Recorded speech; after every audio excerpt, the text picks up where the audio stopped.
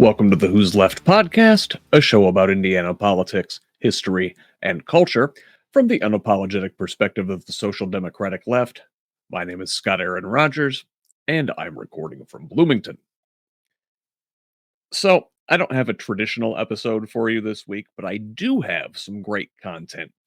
Anyway, this past Saturday, I attended and streamed live People-Powered Democracy Town Hall from the Unitarian Universalist Church here in Bloomington. The event was standing room only, as community leaders, legislators, constituents, and grassroots organizations gathered to discuss healthcare, education, and voting rights. State Senator Shelli Yoder and Representative Matt Pierce talked about current legislation moving through the General Assembly, with particular emphasis on cuts to Medicaid and public education. Local Republican officials, including Senate Majority Leader Rod Bray, State Reps Peggy Mayfield, Dave Hall, and Bob Heaton, as well as Congresswoman Erin Houchin, were asked to participate but either declined or ignored the invitation.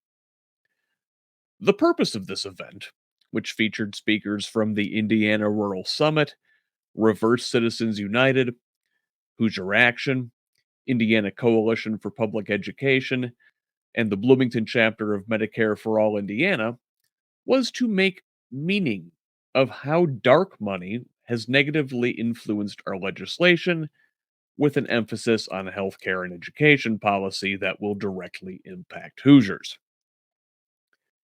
Real quick, before we turn to the town hall, I'd like to take a minute to thank you all for your support, for liking and sharing on social media, for forwarding our articles and podcast episodes, for commenting, leaving reviews, and providing feedback, and especially for the financial support paid subscriptions provide. Your contributions have helped me make meaningful connections with fascinating people from across Indiana and beyond. We are building a network of Hoosiers dedicated to making this state and its government work for all of us, not just the elite few. I would like to dedicate my full time to you, this community, and Indiana's future, but I need your financial support to do so. All I'm asking is $5 a month or $50 a year to help me write more, research more, organize more, and keep improving Who's Left. So please, visit whosleft.us for all of our articles, episodes, archives, and again, if you can, consider a paid subscription while you're there. We're also on Facebook, Blue Sky, YouTube, and TikTok at Who's Left, and I'm still on Instagram, Threads, and Twitter at ScottRodge78, as well as ScottRodge78 at Hoosier.social on Mastodon. Tell the others. Let's build a radically democratic Indiana together. Thanks again. Now, here is the People-Powered Democracy Town Hall, recorded Saturday, February 22nd.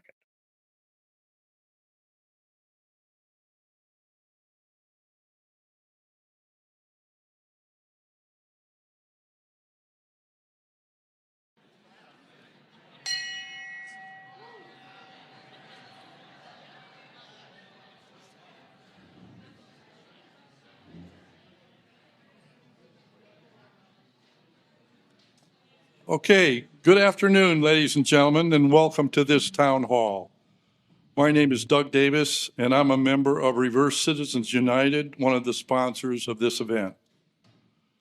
Because we are reaching the midpoint of the Indiana General Assembly, many of us believed it was important to hear from our legislators about what's going on, especially in view of the change in leadership in the state and the uncertainty facing us all because of the massive changes in Washington. Today, we will have some introductory remarks by Jim Allison. Then we will move on to panel members who will put a spotlight on the most important bills affecting health care, education, and voting. This will be followed by a question and answer session for about an hour. Index cards will be passed out for your questions. We will not have an intermission. This is supposed to be a 2-hour meeting. If you need to use the bathroom, they're out through that door in the foyer. If at any time during this procedure, if you can't hear, please raise your hand and we'll crank up the volume. Can anybody hear okay? What? Who said what? Before we begin, I'd like to recognize the former mayor of Bloomington, Indiana, Tommy Allison.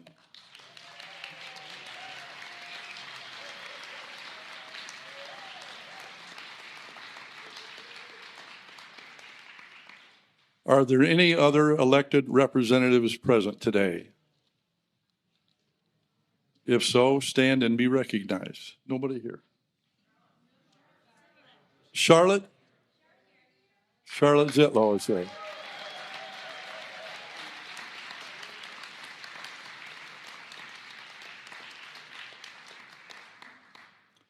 Now I'd like to introduce Jim Allison, one of the founders of Reverse Citizens United, and he will speak to how we got here and the impact of the Supreme Court decision in 1910 concerning Citizens United. Jim?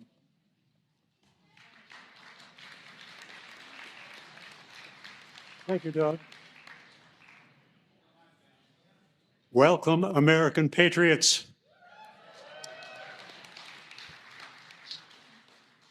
You know, before the Civil War, our corporations were really pretty tame because they were chartered by the states, just like they are today. And if your corporation misbehaved, your state could simply pull your charter, seize your assets, and put you out of business overnight. But the Civil War changed everything. The Civil War made railroad corporations in particular richer than God, almost. And if you're that rich, as I'm sure you can all appreciate, you cannot abide your states telling you what you can or cannot do with it. We respect things like freight rates for farmers, getting their goods to market. No. So what do you do with your money? Well, you use some of it to rent about a dozen lawyers or so out of Harvard and Yale, you know, the very best money can buy. And you tell them to handle the problem. And if one of them happens to have read the latest version of the Constitution, you know, the one that has that 14th Amendment to protect former slaves from abusive southern states, you know that one. There's your answer. Simply get the Supreme Court to declare corporate personhood, and there it is. Your corporation now has the very same constitutional protections as any living person. But, and there's a big but, you got those protections dishonestly. And here's how you did it. In 1886, the court was about to convene for a very routine tax case, a very dull case, that was later going to be called Santa Clara v. Southern Pacific, which I'm sure many of you have heard of. But before the court convened that day, they were just milling about, you know, and shooting the breeze. Someone said, "Raise your hand if you favor corporate personhood." And all hands went up. Everyone. And the court reporter happened to witness this episode. And then the court went ahead and convened to do their business for the day. And they decided in that business that Santa Clara County out in California really should not have taxed Southern Pacific Railroad out in California for some fences along its roadbed. And the court took up no constitutional issues. It just made that decision, according to none other than Chief Justice Waite. Justice Waite. But when that court reporter, who happens to be a lawyer and happened to be also a former railroad executive, began to write his headnote for the case. Now, a headnote, if you may not know, is a kind of Cliff Notes summary of the case. It has no legal standing. It's the work of the reporter, not the court, but he writes the summary for it. He asked Chief Justice, who was an old friend of his, they were old friends together, whether he should include that pretrial bit about corporate personhood in his headnote. And Waite trusted him to use his judgment and told him to use his own judgment. Yeah, use your own judgment. And he did. And the bit wound up in the head note for the convenience of anyone too lazy to read the actual boring opinion. And there it was, just waiting to be used. And it sat there dormant for about 3 years. But it became law when Justice Field, in a subsequent case 3 years later, cited Santa Clara v. Southern Pacific, 1886, as a precedent for corporate personhood. That made it law. But where was Chief Justice Waite? Where was he to protect against this? He was dead and buried. That's where he was, which left the way clear for the unscrupulous Justice Field, backed by 6 other justices, all unscrupulous Santa Clara veterans. They knew what was going on, to declare this phony precedent. A precedent later invoked much more often by corporations seeking constitutional protections than by former slaves seeking constitutional protections. Much more often. And so, again, many years later in our elections, in a case called First National Bank of Boston v. Bellotti, 1978, quite a bit later, which gave corporations the right to participate financially with their money in ballot initiative campaigns. Not campaigns for political offices, not yet. That would come later. Now, in that case, a fellow named Justice Powell wrote the majority opinion. Now, by the way, before his time on the court, this same Mr. Lewis Powell, you may have heard of, wrote a memo for the U.S. Chamber of Commerce urging corporations to join together and finance a campaign against the popular reforms that were being spearheaded then by the likes of Ralph Nader. Some of you may remember his book, Unsafe at Any Speed. Well, Powell and his Chamber of Commerce didn't like that kind of reformation. And one of the justices on that court, Justice Rehnquist, dissented from that opinion. And later he made it clear that he thought it was completely absurd to equate artificial creations with flesh and blood persons in terms of constitutional protections. And he added quite correctly that the question had never been squarely debated in court. And it still hasn't been, really. Even now, it hasn't been yet. But the court finally went all the way in Citizens United in 2010, a few years later, when it allowed dark money in to buy all of our elections, including elections for public office, finally, not just for ballot initiatives. It was wide open then in our elections. The result? You see it around you now. Elections now cost more than ever, and corporations can buy all they want in private, from yard signs and door hangers to every form of social media. Yes, money talks. And thanks to Citizens United, we never know whose money is doing the talking. It's dark. I like to quote a friend of mine named Bill Myers, who wrote the following, quote, "Slavery is the fiction that a person is property. Corporate personhood is the fiction that property is a person."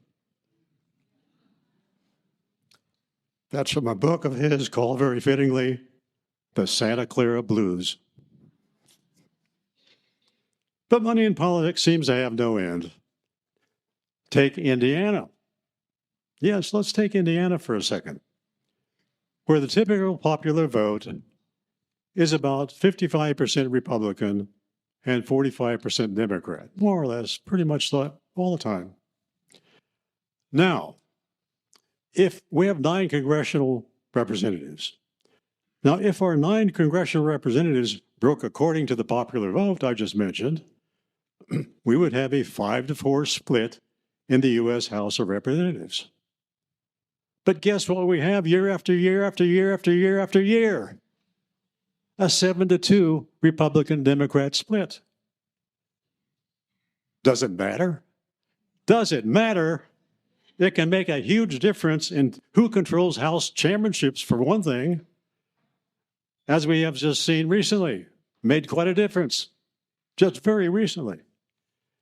And we have a similar break in the Indiana legislature, don't we? It's a break that favors one-party rule and discourages compromise, right? How did we get there? How did we get here? To this land of my way or the highway? Well, a lot of it came from the Republican gerrymandering called red mapping. Red mapping, which started around 2008 and peaked in Indiana in our 2010 redistricting. Red mapping was a nationwide computer-assisted redistricting project. Here comes the money again. That cost the Republican Party about $30 million.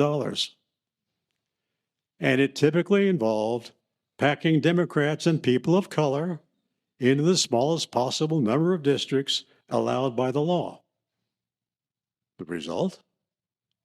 You know what the result was. Democrat candidates henceforth would score a few big wins because they're packed in these small number of districts, and Republican candidates would score lots of modest wins.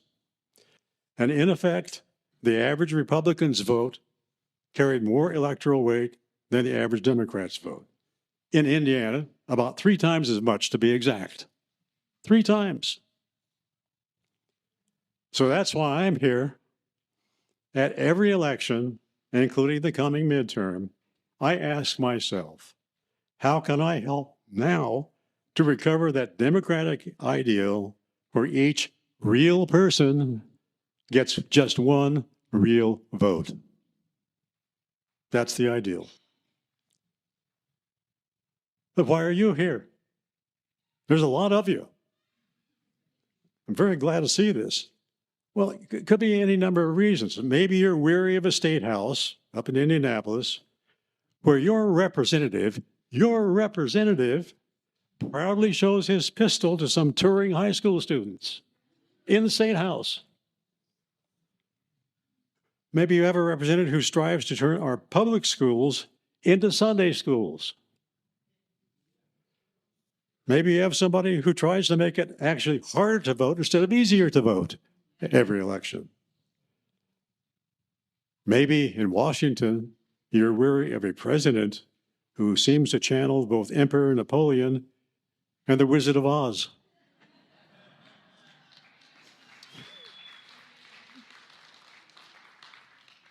Or maybe you've seen too much of Musk, his gilded puppet master who knows the price of everything and the value of nothing but tax cuts for the rich.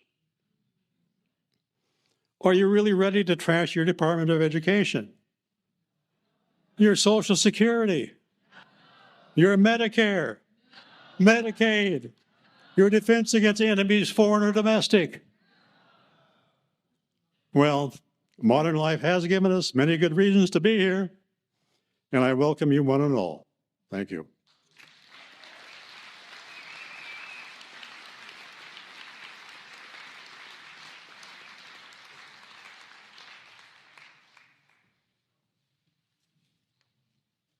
We have invited 6 legislators who have constituents in Monroe County.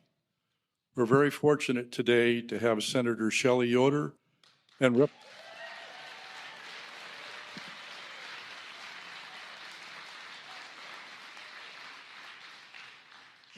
Representative Matt Pierce.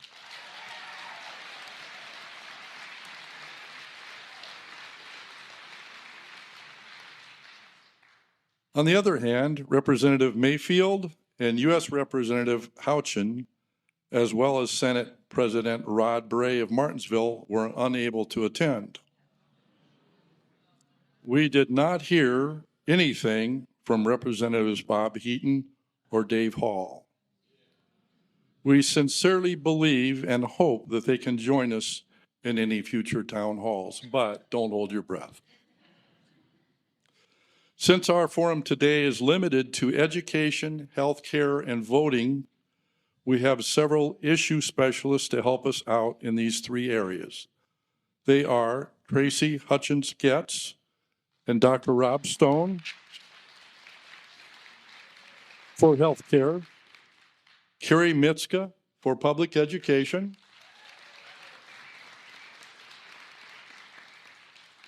Debbie Asbury and George Hegeman for voting.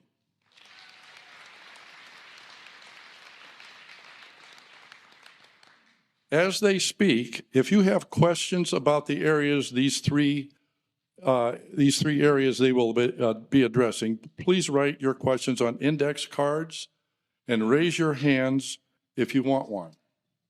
We have folks around the room here. Be sure to put the topic at the top of the card, and on the bottom of the card, put your contact information, preferably email. That's in case we don't get to your question, and you will get an answer sooner or later. After you've written your question, please raise your hand, and we'll have people collect the cards from you. Tracy and Rob, we'll get started with you. Yep.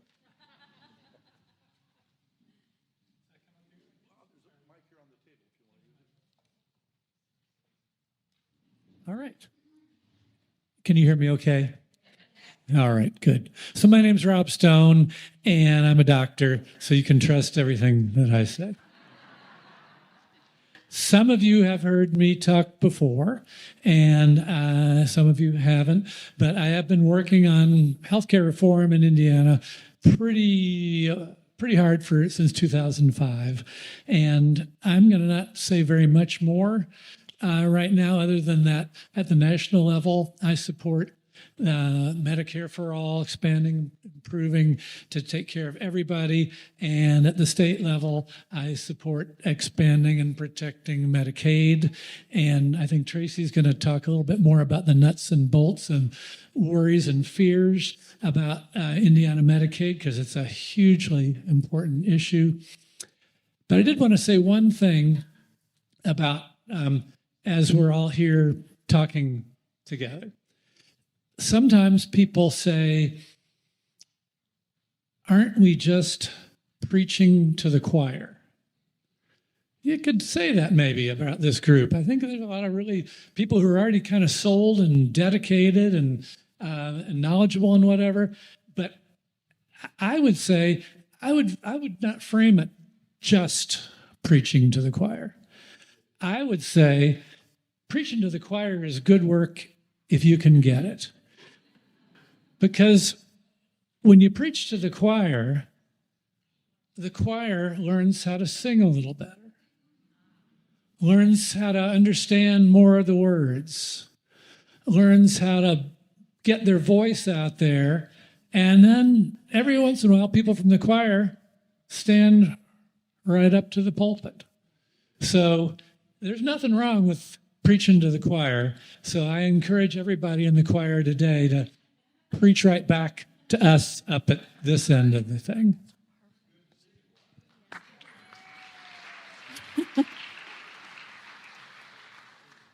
Thank you, Rob, and it's really wonderful to be here today with all of y'all. My name is Tracy Hutchins-Getz. I'm the Communications and Policy Director with Hoosier Action. And before I took on this current role, I was our healthcare organizer. And in 2019, many of you in this room, including Rob, and I worked together to successfully defeat the attempt to implement Medicaid work requirements in Indiana.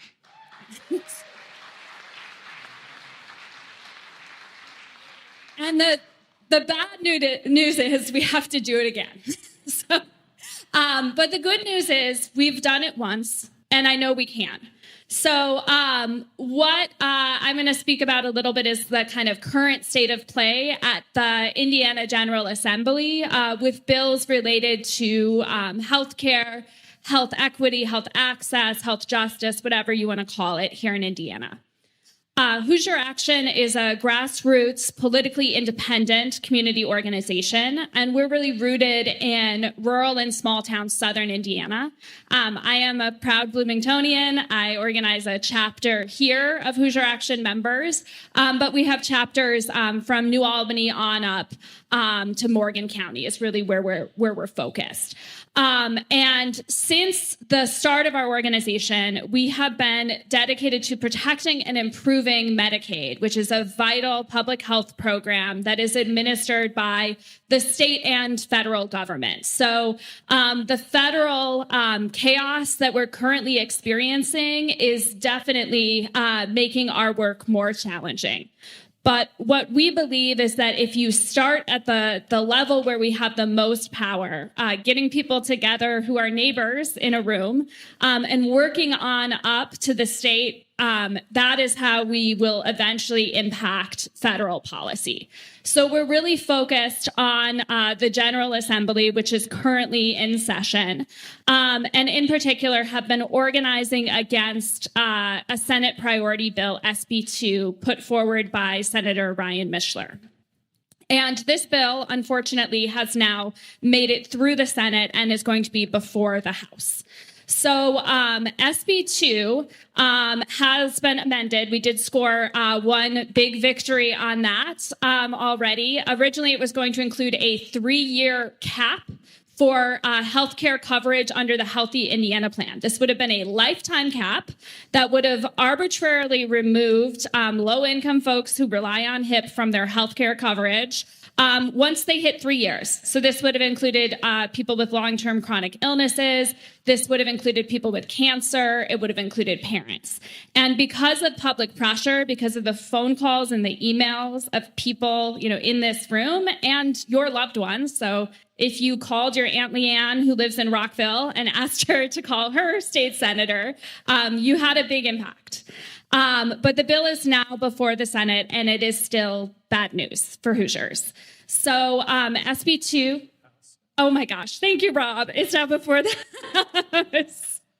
And Senator Yoder can certainly speak to some of the amendments we tried to move in the Senate to further ameliorate the harm of this bill. But SB 2 is now before the House. And it does 3 really bad things. So the first thing that it does, which is pretty dangerous, is it implements new paperwork requirements for all Medicaid members. So that includes folks on Hoosier HealthWise, it includes elderly folks in long-term managed care, and it includes Healthy Indiana Plan members. And these provisions would subject everyone on Medicaid to more frequent eligibility and verification paperwork checks that are going to actually drive up the cost of running the program. So it's going to be more expensive, and it's going to cover fewer people because it's going to kick eligible people off their healthcare coverage. So I don't know about y'all, but I have spent many hours on the phone with insurance companies. I have had medical billing fights.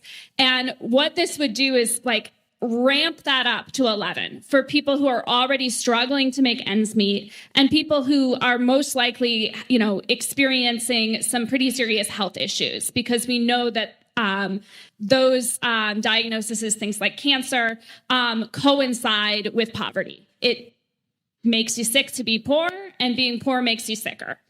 So that's the first thing it does, which impacts all Medicaid members.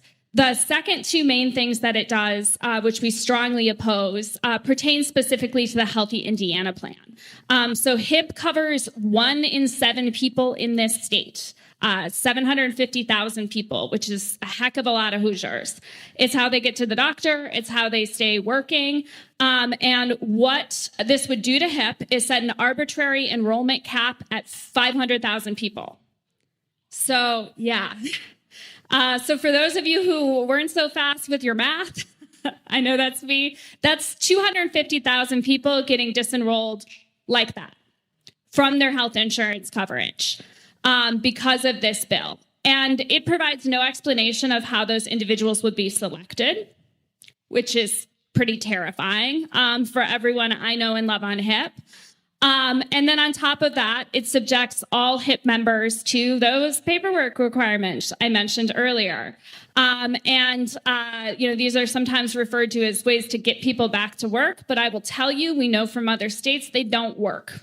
All they do is deny people healthcare coverage and subject them and the state to more and more paperwork. Constant verifications that you are worthy, that you deserve healthcare. And what I know Rob and I both stand for is a deep belief and a deep knowledge that we all have bodies, we all get sick, and everyone should be able to go to the doctor without fear of going bankrupt, period, no exceptions.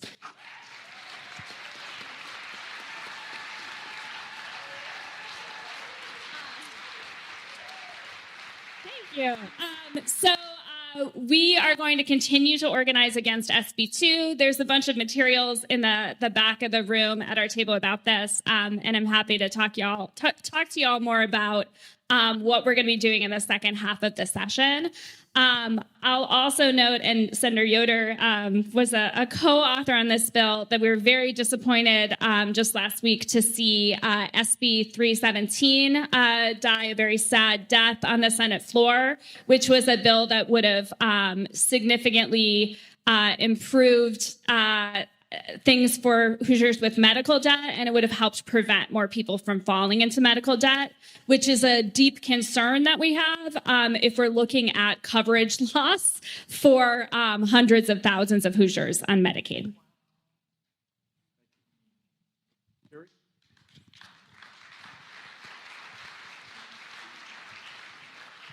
Okay. Hi, everybody. My name is Carrie Mixa. I am a board member of the Indiana Coalition for Public Education. We are a statewide organization. We were founded in 2011 when voucher legislation took hold in Indiana, and now, 14 years later, and we are sending millions and millions of dollars to private schools. I want to say that our communities are filled with amazing schools, public, private, charter. There's lots of traditions, amazing educators, amazing leaders. But the problem is the funding. There's going to be a lot of talk about money today, I think. It is a budget year. There's only so much, and the fact of that there's only so much, this can break up communities because there's only so many dollars. And at the center of all of our communities are our schools, specifically our public schools. For example, to show you how this money has kind of been dispersed, in 2008, tax dollars went to 2 school districts in Monroe County, RBB and MCCSE. Today, due to choice funding expansion over the years, state tax dollars follow Monroe County school-age children to almost 50 different outside of district schools, including 10 charters and 11 private voucher schools. We're basically unbundling education. You know, I don't know about you, but I can't remember what app that one show I'm watching is on. And that kind of is what it's like when you talk about how education funding works in Indiana. It is very, very complex and confusing. Another interesting thing with this whole money follows the child idea that exists in Indiana, in 2024-25, this school year, Indiana is funding over 44,000 more students than it did in 2009 and 10, but yet we're $323 million behind 2010 funding. But it gets worse when you add those 44,000 kids. If we're trying to do the math of money following the child, it's almost double behind if you factor in the money that way, and that's how they do the math at the State House.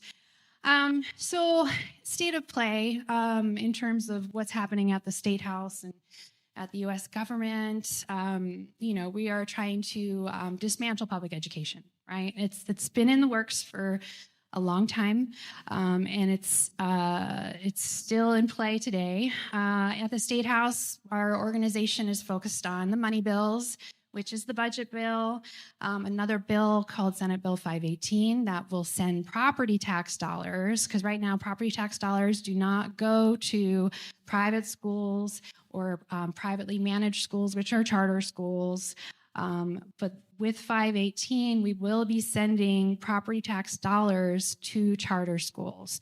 So we don't have a say in our charter schools here. The authorizers for our charter schools in Monroe County, we have 2 here. The authorizers that say whether or not a school can stay open are located 2+ hours away. One is in Ball State, and the other one is Grace College in Northern Indiana. And then we have another bill that thankfully got a bit weaker, which was 443, which is business personal property tax. But when it started out, that was a significant chunk because we have a lot of businesses in Monroe County, and that would affect, our public schools, in addition to our libraries and our city councils and what have you. A few other things that we're following is like separation of church and state and democracy bills, which includes how school board elections are run. And I'm sure maybe you folks might talk about that a little bit, but they are looking to make it partisan instead of nonpartisan, right? So you have to declare your party before you run. You have to follow more election rules. So it's hard enough to get people to run for school board these days due to the pandemic, due to the frustrations and lack of pay of being a school board member. And it's not just here, it's nationally. That this bill is a tough one to swallow. We have other ones where we're like allowing chaplains to be work in our schools. I don't know. I think that applies to a specific school because I don't know. But it already exists in Texas, and only one school in Texas allows chaplains to come in and be counselors and give spiritual guidance in a public school. We also have a religious education bill, which allows kids to, we have a release time in this state. We are a very religious state. And so for the longest time, in certain schools, you were allowed to leave school to attend religious education. And they keep on expanding the rules on this in terms of, the teachers and the school don't have a say, Tommy really shouldn't go because he's not really doing well in reading. We really need him to stay here and learn. Now the parents have the right to say, no, I want my child to go to religious education. And now they're expanding the time frame to equal an elective course in high school. So your kid will leave even more hours per week in high school so they can claim an elective in religious education outside of school. And then we have our culture war bill, which is a DEI bill, but that one got a little bit softer, thankfully, for in terms of public schools. And we have some watering down code, giving charter schools a little bit more rights, leniency, and the homeschool diploma a little bit more strength.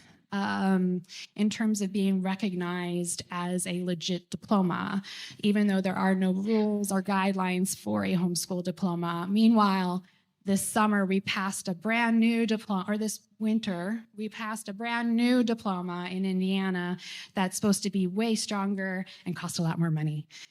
So with that, that's just where we're at right now, state of play in the state. Thank you.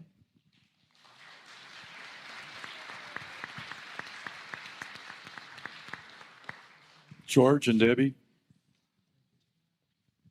Hi, I'm a retired professor of microbiology from IU, and so I have a certain sentimental connection to the welfare of students.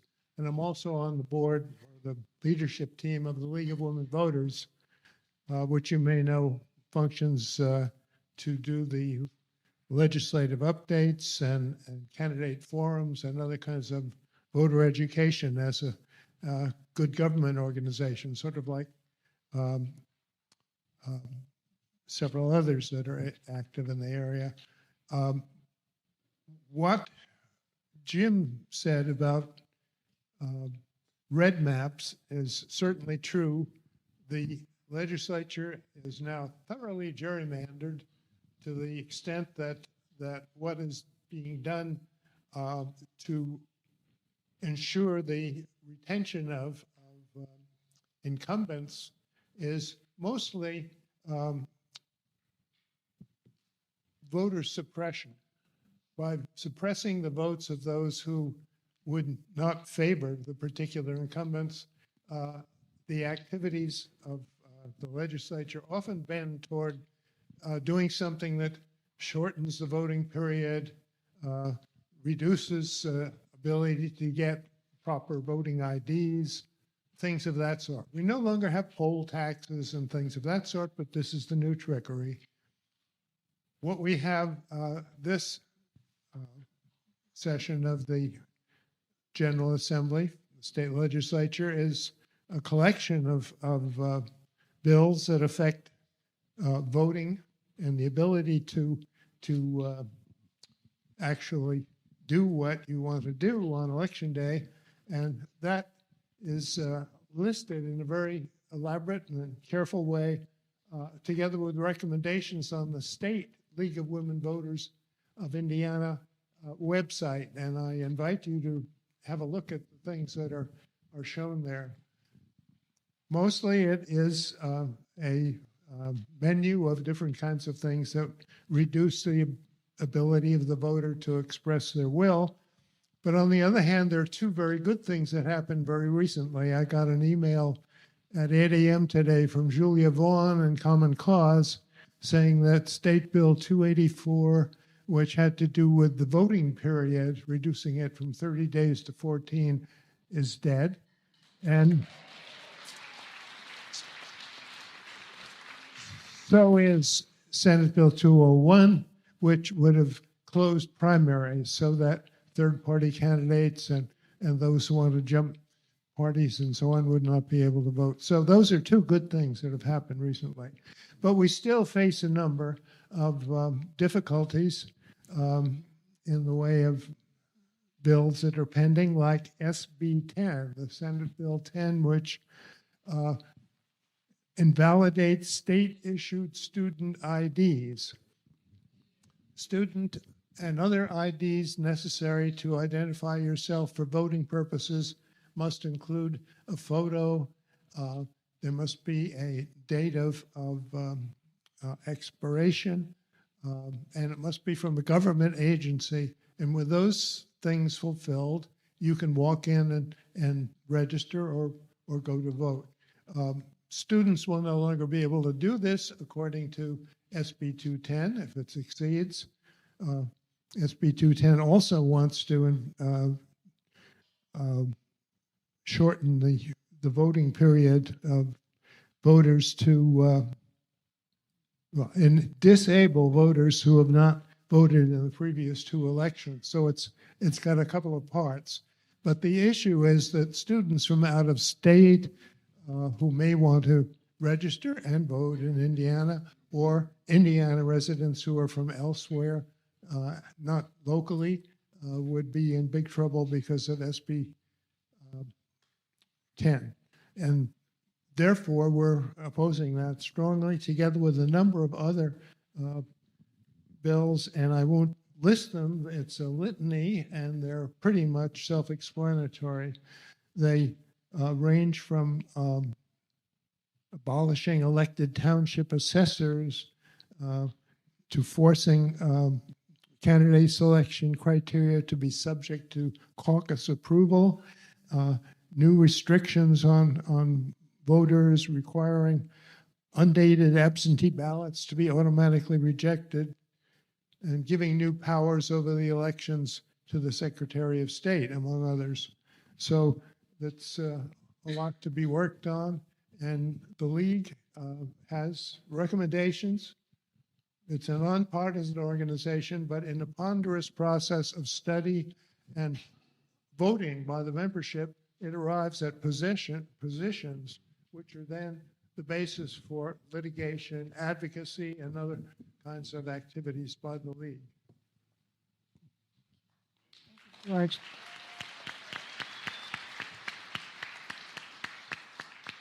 I'll have to ask you later. My son graduated from IU in biology, and you may have been one of his esteemed teachers, so this is very cool.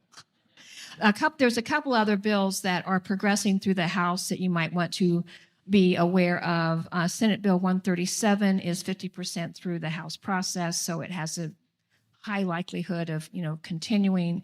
And that is not as egregious as some of the more broad voter suppression, but it unfairly impacts naturalized citizens, where the Bureau of Motor Vehicle can sort of red tag was like, well, this person only has a temporary green card, and so you might want to keep your eye on this person, right? And so it's Senate Bill 137.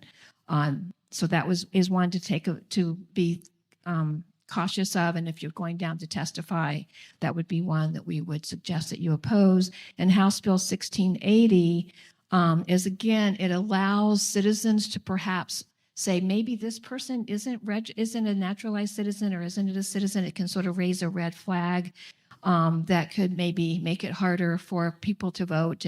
They'd have to show proof of citizenship. And it also seriously limits the degree to which you can help an elderly voter get registered. There used to be ways in which you could help that person get registered, or disabled folks get registered. This limits that. So that's House Bill 1680. And then the other thing, it's red mapping, it's voter suppression, it is just continuing death by 1,000 cuts. The problem, and I love that, Rob, you're preaching to the choir. The problem is, dear choir, is that we understand this, but we are in a minority of people who pay attention to these things until a week and a half before election. And then at that point, we're listening to our favorite podcast to figure out who we should vote for when we get into the voting booth, right? So a part of the work, and we'll talk about this a little bit later, is how we can minimize the negative impact of information deserts. And my friends, you are the answer to that. And we know you need tools for that and ways to understand that, but you have to understand and be able to tell it to someone else like they're a 6-year-old, not because they are a 6-year-old, but because they have got broken cars and poor health, and they're about to be kicked out of their health insurance. They have 1,000 other things to think about. And so a part of the work of preaching to the choir is empowering the choir to be informed of these things, and then to help spread that news to your friends, neighbors, churches, and communities. So thank you.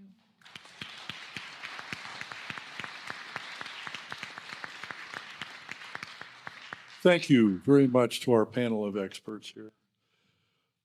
Senator Yoder has a limited time with us this afternoon, so I would like to give her this opportunity to say what's on her mind.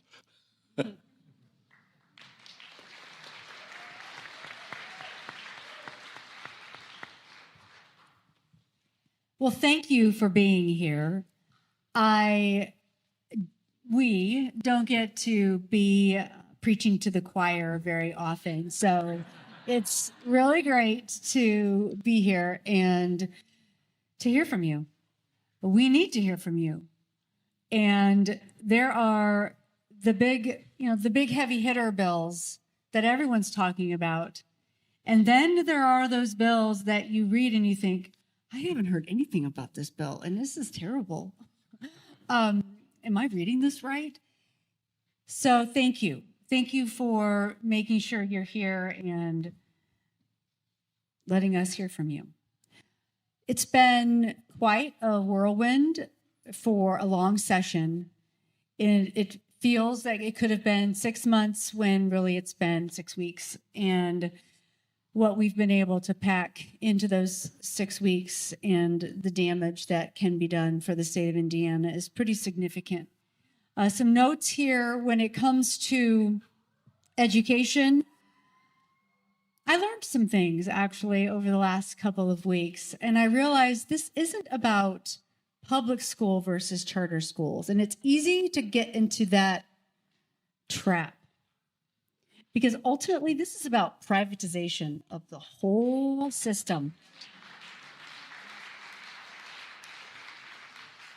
And when we are having the conversation about sharing property taxes with charter schools, I think what gets lost in that conversation is the fact that we are going to cap property taxes and then share more funding of property taxes among more schools, tying the hands of our public schools and also the charter schools to not be able to make ends meet. And then it's going to be a lot easier and a lot harder for our school boards to not take money from private entities because there's not enough money to do what we have to do to educate our children. And that's what's happening here is this move, this race to privatization.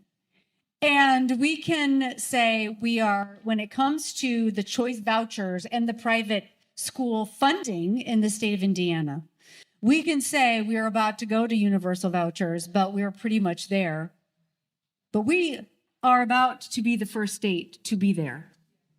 And so this blazing a trail to privatization is absolutely the direction that we need to ask our elected officials, is that the end game? Because the argument asking the question, do you not realize what you're doing to public schools? That is assuming there is a value shared in public education. And I think that is false. And that is a question we need to be asking. What is the end goal here? Is the end goal privatization, which I think we are seeing every sign pointing to yes.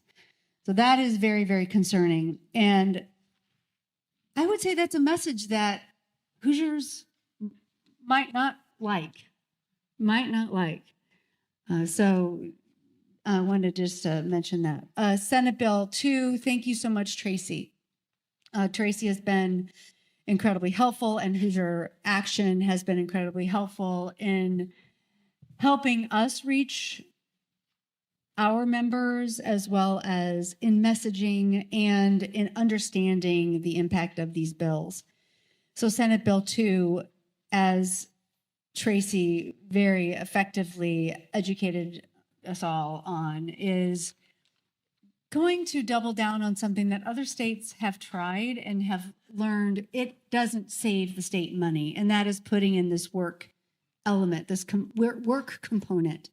It ends up costing the state more money to administer, to track down, and we'll have more Hoosiers looking to emergency and urgent care as their primary care, which is going to then push our healthcare expenses up and increase Hoosiers' healthcare costs even more. And here we have some of the best healthcare systems in the world, actually in Indiana, but our health outcomes near the bottom and our costs are near the top.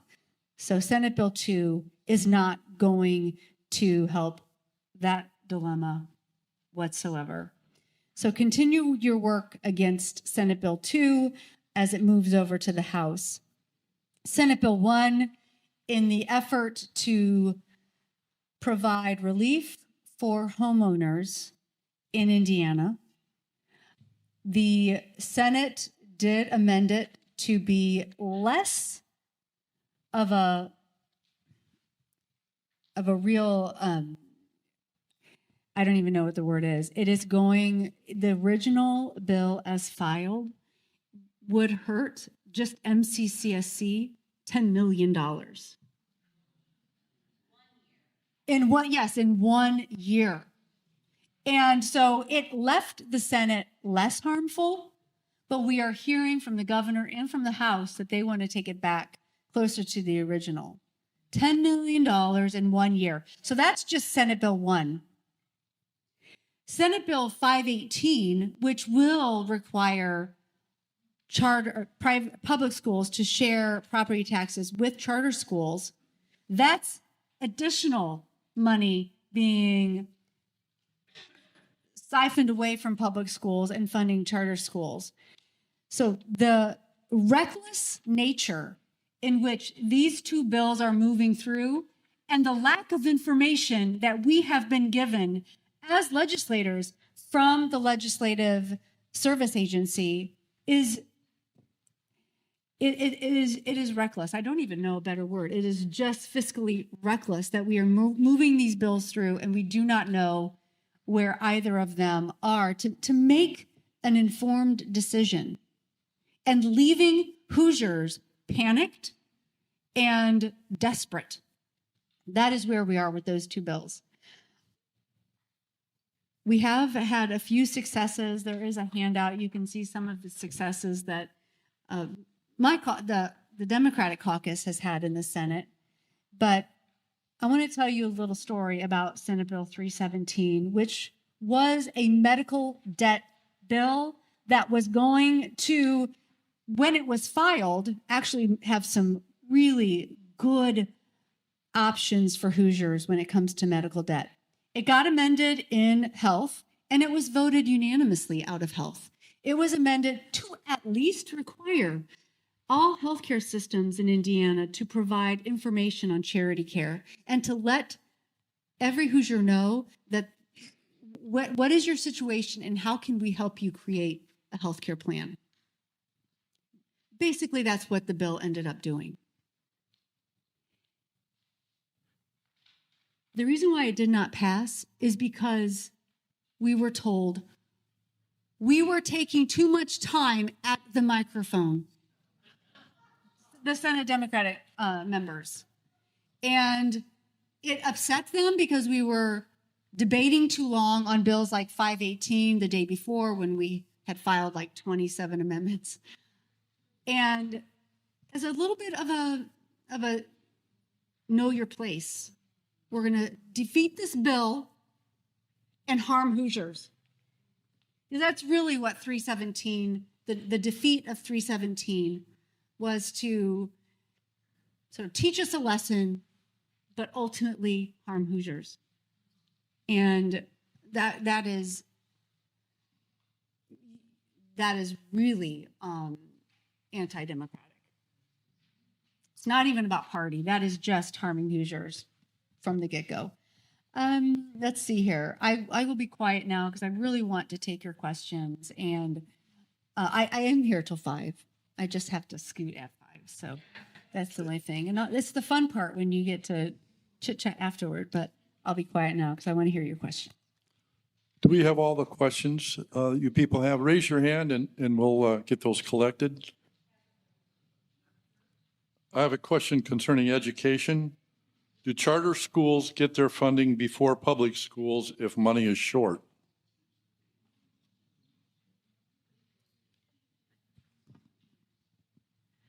That's a very complicated question. No, I don't believe they do.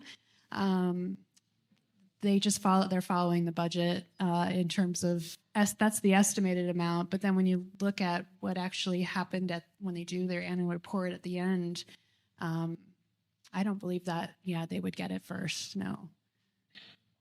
Yeah, please add to that. I just want to let everyone here give a little bit of insight. That's a Senate Bill. Well, it's actually the budget in Senate Bill 518. This is the conversation that isn't being had. So what 518 is doing, what is coming out of the budget, we are actually going to defund charter schools. That charter school grant money is going to come down, and that charter school funding is going to be shifted to property taxes. So that's why I said this is not about, basically, if you want to say this is public schools against charter schools, because we've been thrown scraps at this point. When we are having a conversation with Senate Bill 1 about capping property taxes and then shifting more funding to K through 12 education to property taxes, and more schools having to be funded through those dollars. That's why the conversation is really about privatization, because it's not that this is more money to charters. It's your property taxes are going to go to making up that difference. So that is what's happening with 518 and what's happening with Senate Bill 1001. I'm sorry, House Bill 1001 with funding of K through 12 education. That is not even the question, because I know the question was about funding charter schools first. It's not funding them first. It is pushing the funding of charter schools to property taxes, which is why that argument that we keep hearing in Indiana, the money follows the child. Actually, that's not true, because not every child is coming from a home paying property taxes. So that is why this argument begins to break down. So I urge you to continue fighting against Senate Bill 518. Well, apologies to Representative Matt Pierce. I thought we were going to be limited with time for Shelli. So Matt, you have an opportunity to talk now. Thank you.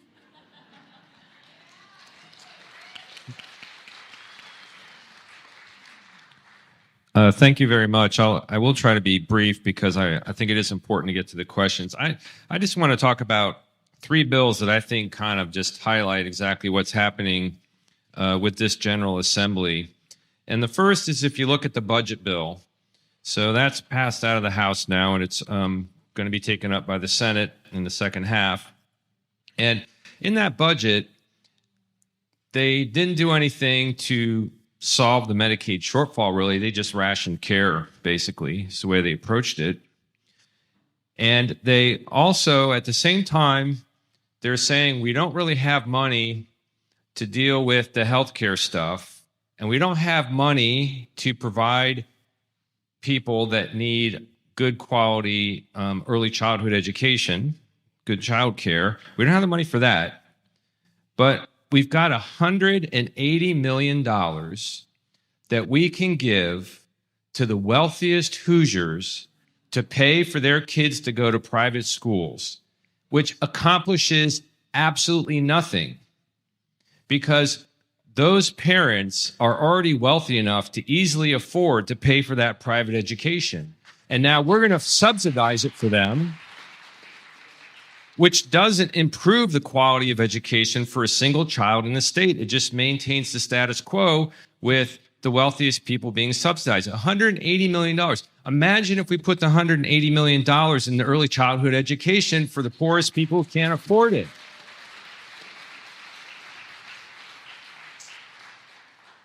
And at the same time that they're telling us that, gee, sorry, we don't have the money. It's a really shame that it's a tight budget year. This is the thing that really infuriates me, because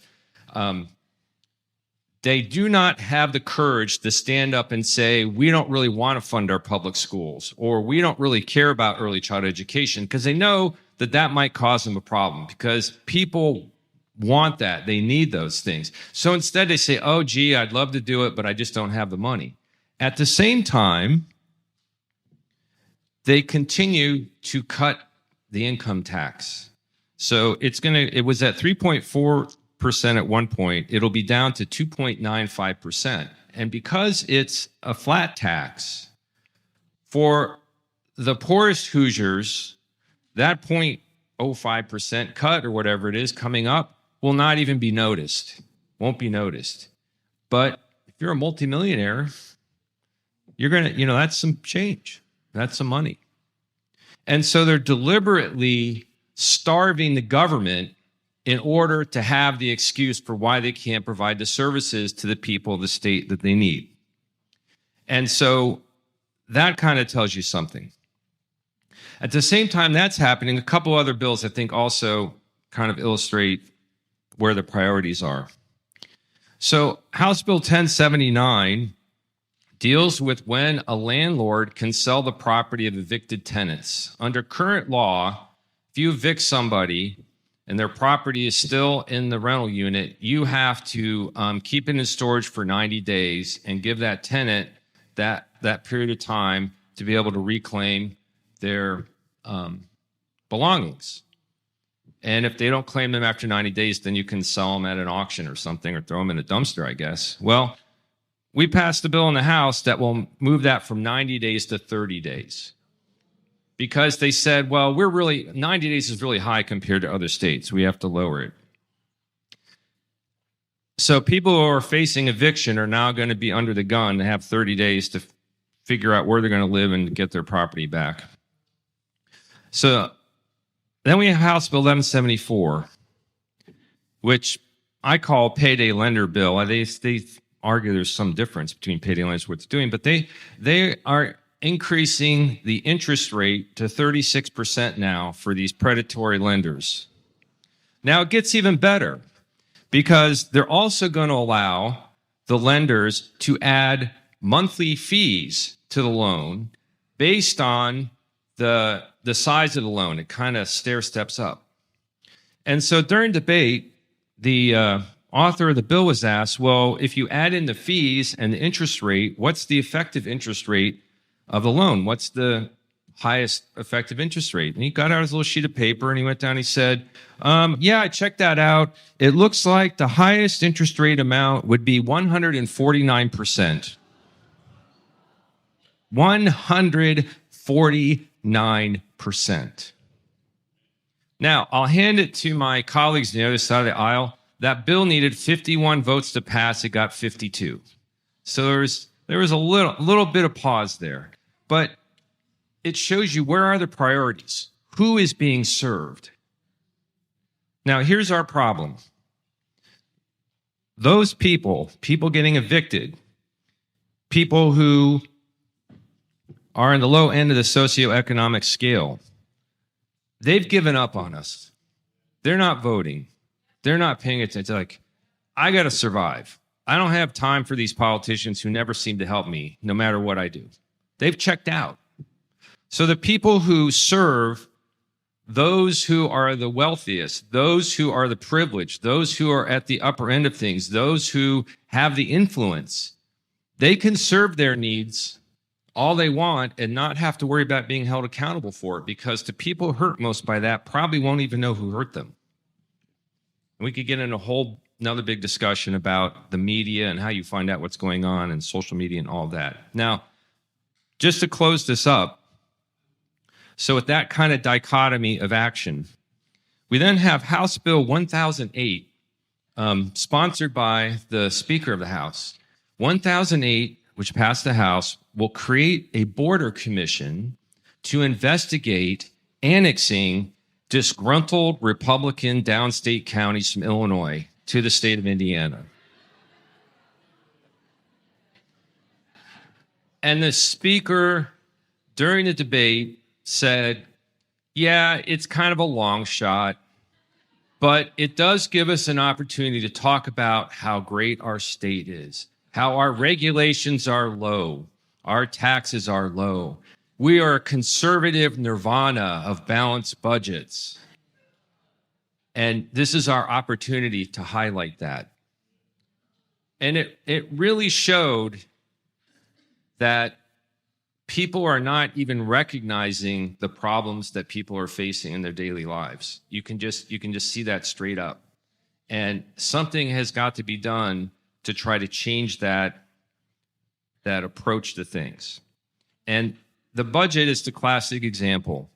The budget writers in the majority are not sitting down and saying like, wow, how are we going to serve the needs of the people? We got limited money. How are we going to maximize serving the needs of the people? What are we going to need to do? That's not how it starts. It's all about, man, that Medicaid's getting expensive. We got to cut that back. We got to get that down to this number. It's all bottom line numbers on a page. It is not people. No one is thinking about the people behind the numbers. It's just all about, we got to get to this number. We got to get this Medicaid back in the box. So we got to cut it back, wait lists. Let's do some stuff to reduce the rolls.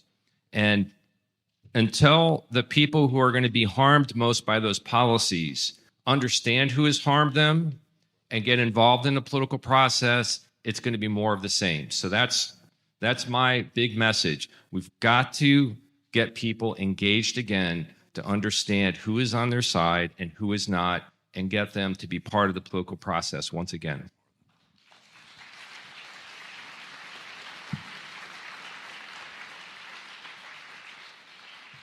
We have a ton of questions here, so I would ask that the responses be as short as possible.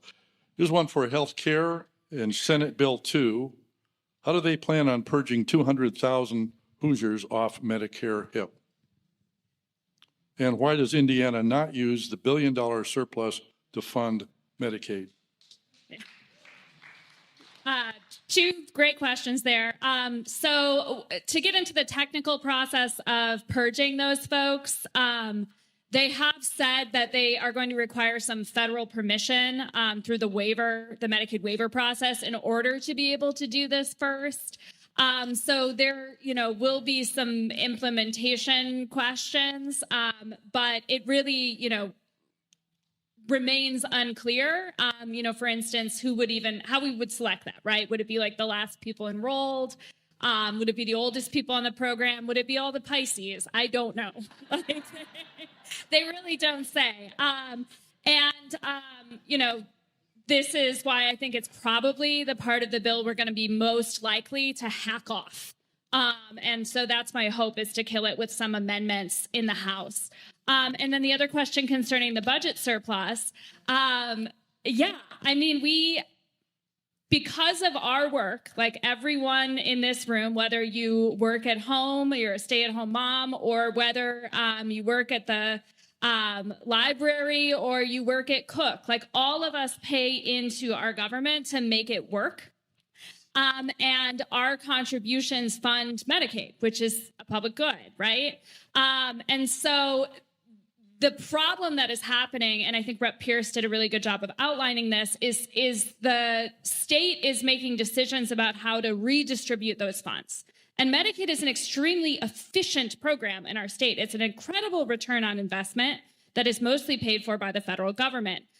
So to pull those funds out of the state to defund Medicaid is very poor fiscal planning, in addition to being incredibly cruel, because we do have enough to take care of all of our people in this state, period, especially those struggling the most.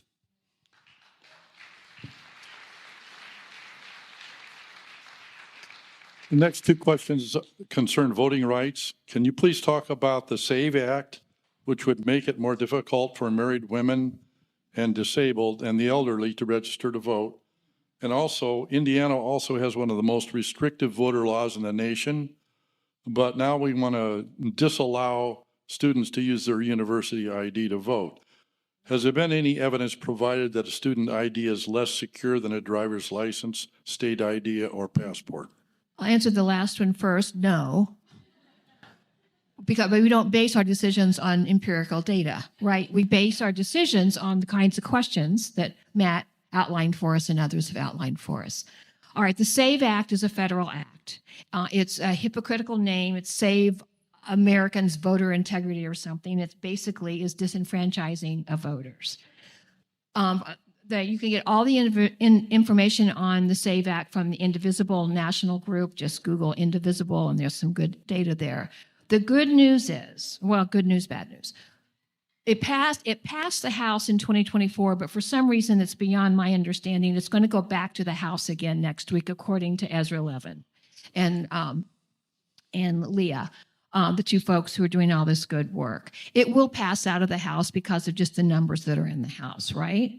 It'll pass by the Senate majority. But there have been some Democrats who have been trying to be bipartisan and try to play nice, thinking that if they play nice, the other guy will play nice, which doesn't work. And so, but none of those folks are in Indiana. So Indivisible is having the folks who did do that to call those Democrats to say, could you please figure the game out and vote no on SAVE? But it will still pass the House. But when it goes to the Senate, there's not enough votes in the Senate to get past the filibuster. So if not one Democrat sides on this vote, and so that is where we need to, when it goes to the Senate, it's where we need to really put pressure on the Democrats, which are supposedly the good guys, to say, just sit down and keep your hand down, right? So it requires proof of citizenship. And so it's egregious. It will just make it harder. And again, by the time the people who get hurt the most figure out who hurt them, it's going to be too late, right? So keep your eyes on the SAVE Act as it progresses through the House and then moves towards the Senate. And if I forgot anything, someone else can answer that. Education. We have a lot of questions that we're not going to get to today, so we'll try our best. Why is there so little oversight of taxpayer money going to private schools? Why are there different rules and regulations? Because the money follows the child. It's strictly because it's a private school. We have not had the drive at the State House to develop many guardrails to figure out what is happening with that money when it reaches a private school, what is being taught in those private schools. The only thing we know is their testing scores, and of course they do well because they can be very selective. Okay.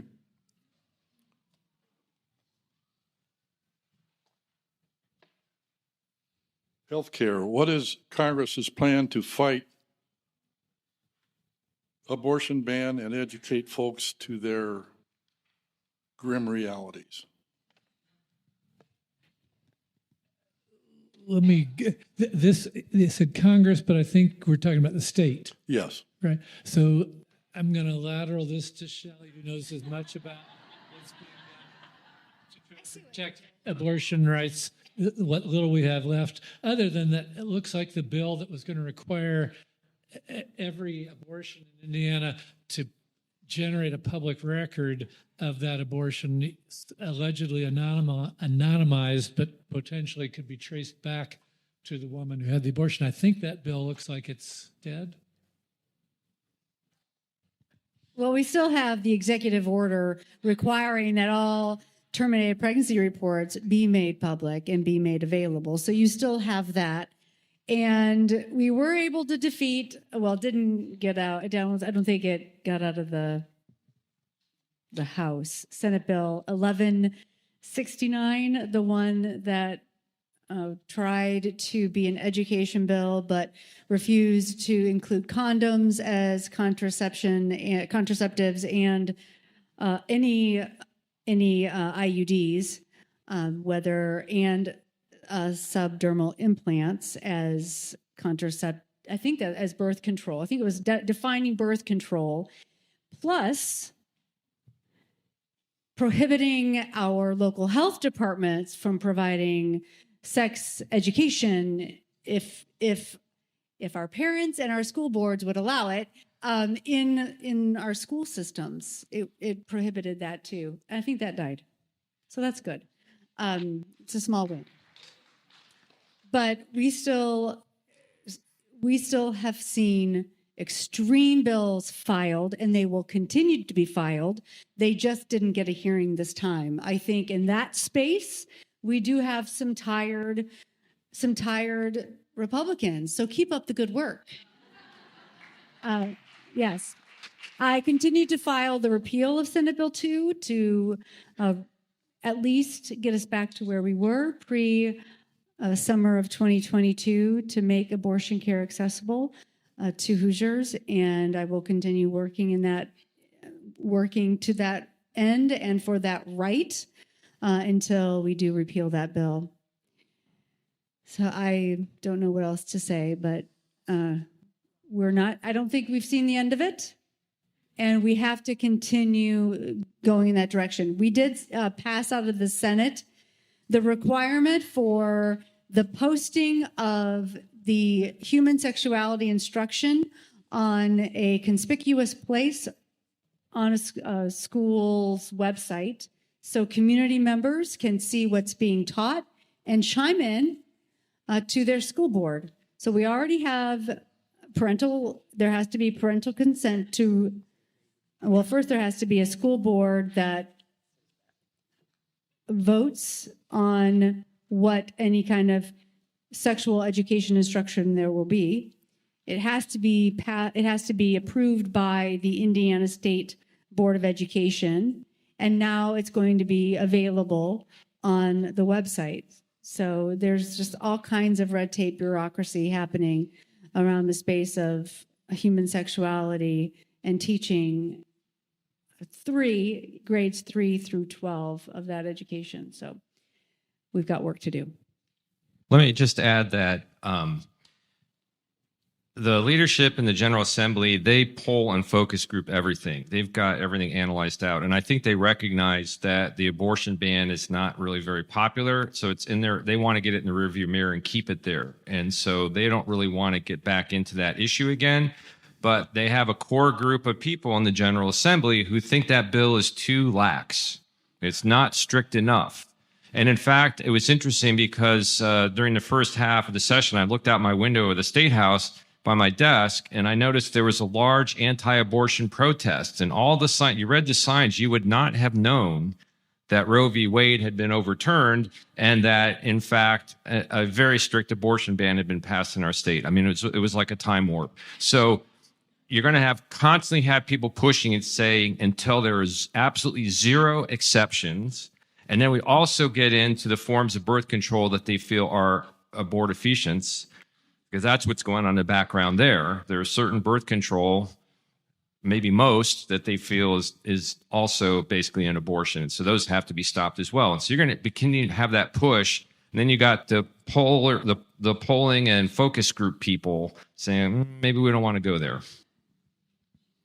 In order to get to the last section of our meeting today, which is taking action, I have one more question, and this is addressed to our legislators. According to budget documents and the Nonpartisan Legislative Services Agency, half the school funding increase proposal for next year will go to pay private school tuition for the state's wealthiest families. That will benefit fewer than 1% of Hoosier students. What can we do to make this information more available to voters?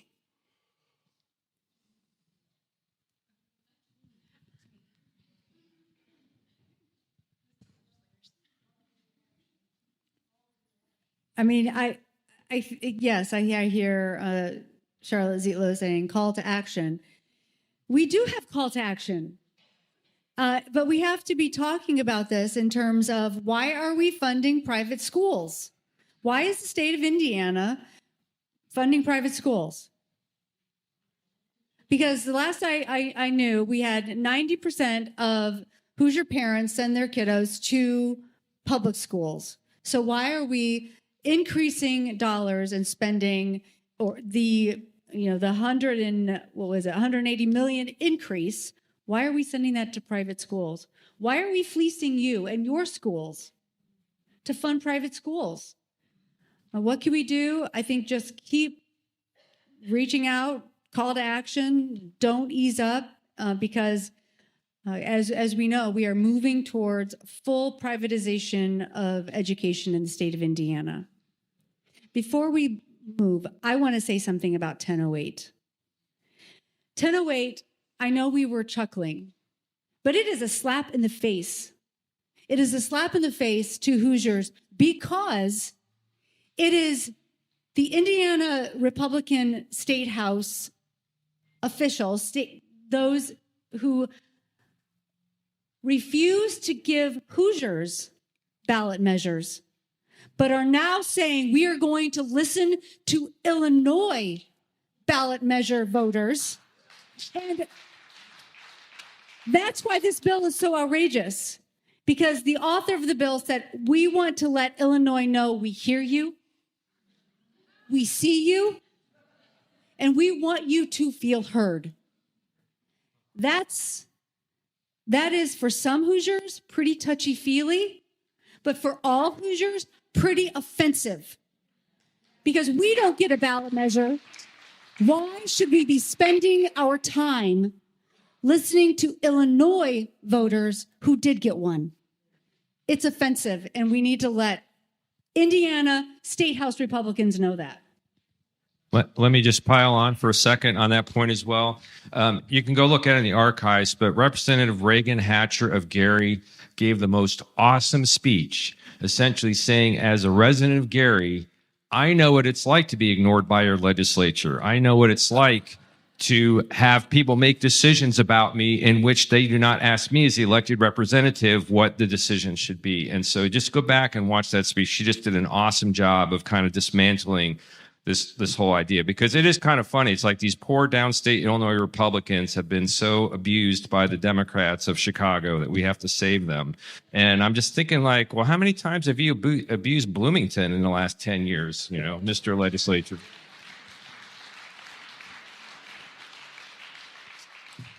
Okay, at this point, we have some comments on historical perspective from Lois Sable-Skelton.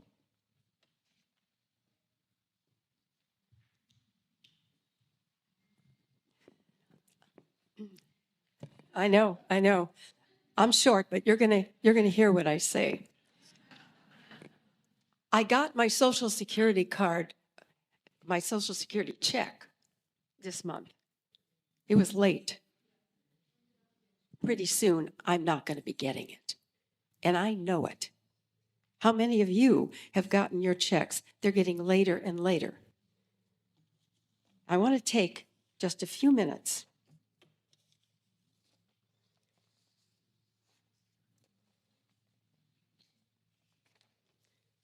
I want you to consider some points of history that we have to think about because it's happening today.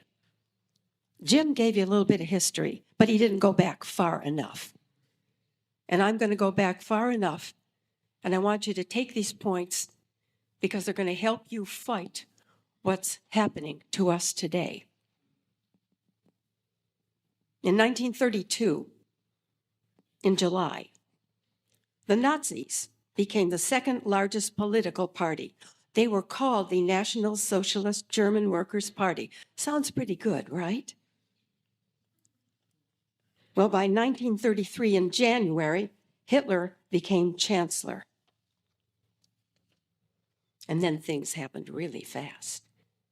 In 1933 February, the Reichstag was burned. In 1933 March 12th, the first concentration camp outside Berlin. March 22, the Dachau concentration camp opened. March 23, the Enabling Act. And April 1st, Nazi boycott Jewish shops. May 1933, book burning in Berlin and all over Germany. Oh, they're after our books. You all know that. July 1933, the Nazi Party declared themselves the only political party. Well, today, we seem to have only one political party. And they are in charge. And that is why what's happening at the federal level and happening at the state level is happening. We are under siege. And finally, just a short, less than a year later, in August 1934, Hitler becomes the Fuhrer. We're not going to let this happen. And that's really why you're here today. We are under siege.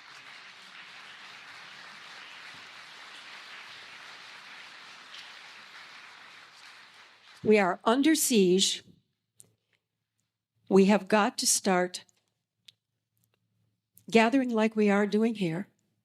You've got to start going out and emailing, writing, calling. At least try this. You know, if I'm busy, what can I do? Michelle is going to tell you what to do in just a moment. But I want to tell you what I've put down for myself. I've got a list of everybody, not just at our state level, but I've got a list of all of them at the federal level. And every week I'm going to take an hour or two and I'm going to start calling them all. What would it be if we all started calling them all? Take that 2 hours during your week, have it all lined up. Just sit there with your phone, call them, send your emails, write your letters, and keep it going at least for the next year. We've got to keep it going. They've been working on this for a long time. Anybody who knows their history, and I really didn't know this. I didn't know it went back that far. It was in the 1920s, I think, that Nazi plan, they called it the 2025 points. Go to Wikipedia. It's there. That's where this idea came from. You're talking about those 2025 points of the present administration? That's where they got it from. We are not going to let this happen. Make a plan for yourself. Be active, be active, be active. Thank you. And now Michelle is going to carry on.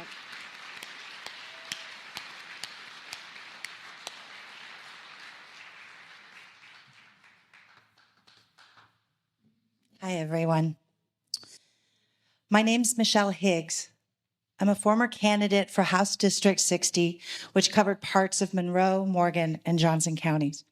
I'm also the founder of the Indiana Rural Summit, a coalition that brings gerrymandered districts like mine together to give rural and small town voters a voice. The other day, I came across a TED Talk called The Success of Nonviolent Civil Resistance by Erica Chenoweth, a political scientist at Harvard University. She describes how she came to understand the sustaining, transformative power of nonviolent movements. I found her discussion deeply encouraging. As our daily news cycles become increasingly violent in tone and nature, so much of the frenetic energy around me feels like it is coming from a profoundly anxious place. Like our bodies know the moment we are in, and we feel we must do something, be somewhere, affect change somehow. It's what I call the everything, everywhere, all at once exhaustion. And if I'm being honest, it feels very disempowering. So that is why I leaned in when Erica Chenoweth said that her studies showed that just 3.5% of any given population committed to sustained nonviolent participation became transformative. So much so that she calls it the 3.5% rule. According to a BBC interview, Chenoweth argues that nonviolent campaigns are more likely to succeed because they can recruit many more participants from a much broader demographic. Nonviolent protest seems to be the best way to get that widespread support. She explains, numbers really matter for building power in ways that can really pose a serious challenge to entrenched authorities. There weren't any campaigns that had failed after they had achieved 3.5% participation. If indeed movements that have mobilized 3.5% of their population in sustained, nonviolent, active participation achieve their aims, then this transformative vision gives me a renewed imagination for change. I was curious, what does 3.5% look like in Monroe County? Based on the 2020 census data calculating for the adult population aged 18 and over, I decided to check out some numbers. For example, here are the calculations for Monroe, Morgan, Lawrence, Greene, and Owen counties. 3.5% in Monroe would be 4,118 individuals. Morgan County would be 1,920. Lawrence County would be 1,243 people. Greene County would be 843. Owen County would be 599. Stop for a minute and think. Those of you from Monroe County, that's less than 4,200 people to organize. Or 420 folks organizing 10 people each. Can we find 420 people ready to mobilize for change? How about Morgan County? Less than 2,000 people will be transformative there. That's 200 people bringing in 10 people each. Let's look at our neighborhoods and calculate outreach accordingly. I chose other rural communities not in my district to highlight the impact Indiana Rural Summit can have if we connect with county leaders. Owen County only needs 60 people with their 10-person lists. And by the way, Spencer Pride has already begun this transformative work.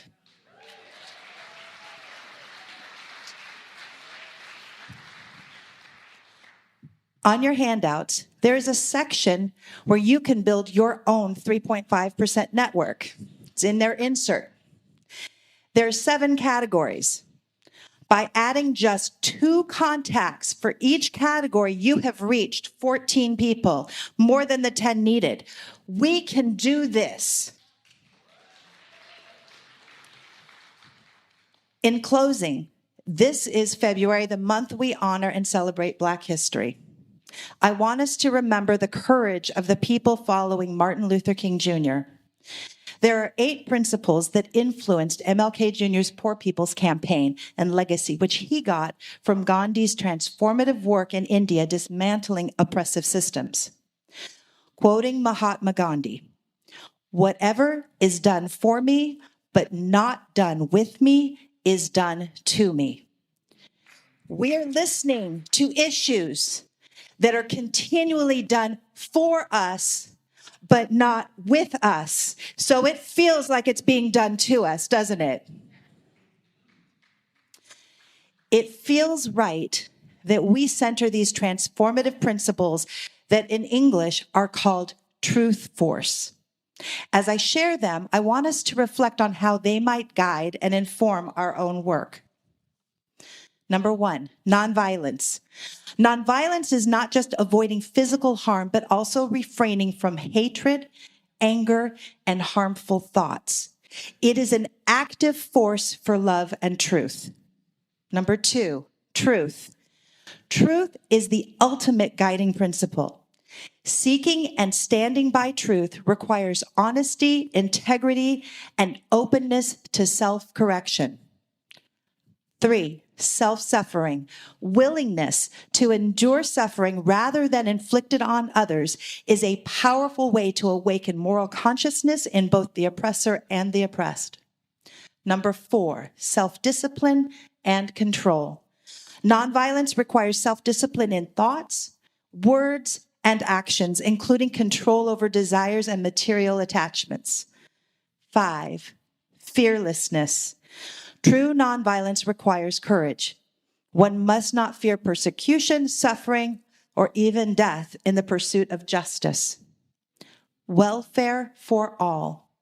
The goal is the upliftment of all people, not just one group or one nation.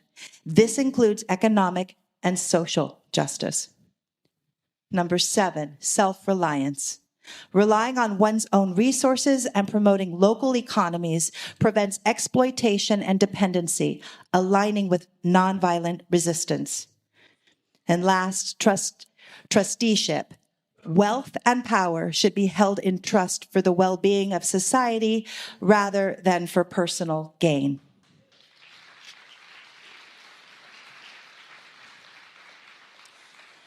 Now we will transition to taking action and next steps.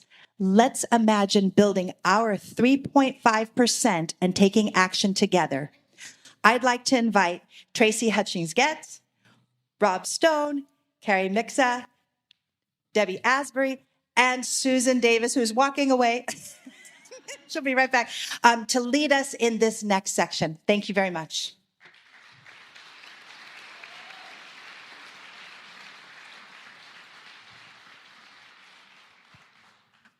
Thank you so much, Michelle. I'll try to just name a couple of things pretty briefly. So to create the change that I think all of y'all want to have in this room and why you came here today, it's going to take both short-term and long-term work.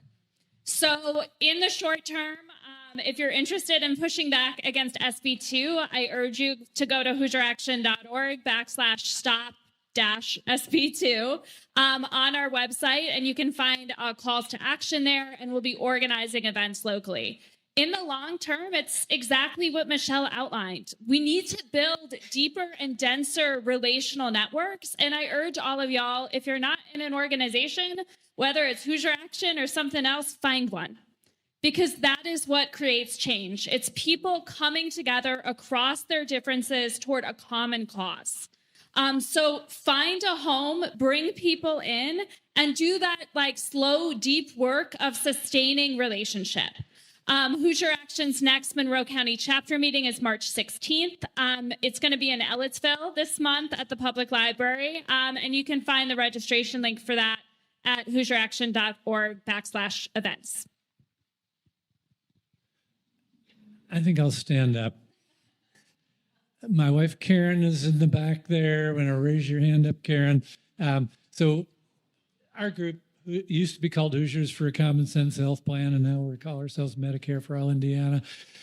Obviously, I'm a doctor, and our focus is healthcare.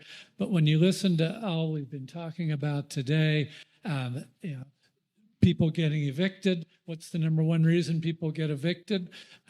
Probably healthcare bills and illness related. Education obviously ties into all of this. So it's easy to despair. It's really easy to just feel overwhelmed, drained. And the antidote to that feeling is action and activism and coming together. I'm going to read a little bit from 2 sentences from J.D. Pritzker, who is the governor of Illinois, who said this, I think, 2 days ago. Tyranny requires your fear and your silence and your compliance. Democracy requires your courage. So gather your justice and humanity and do not let the tragic spirit of despair overcome us when our country needs us the most.